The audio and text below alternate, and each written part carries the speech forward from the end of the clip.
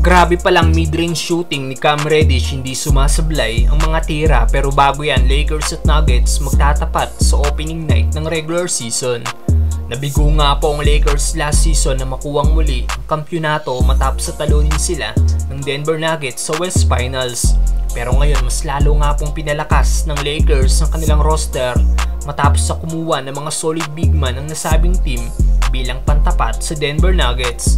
At ngayon masusubukan na nga po kagad kung epektibo ba ang ginawang move ng Lakers dahil sa opening night ng regular season na magaganap ngayong October 24, ang Nuggets nga po kagad ang makakalaban ng Lakers. Makakalaban naman ng Warriors ang Phoenix Suns. Magiging kabang-abang ito lalo na't ito ang ring ceremony ng Nuggets.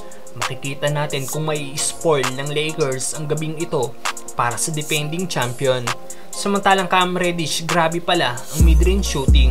Isa nga po sa solid na nakuha ng Lakers ngayong off-season ang forward mula Portland na si Cam Reddish.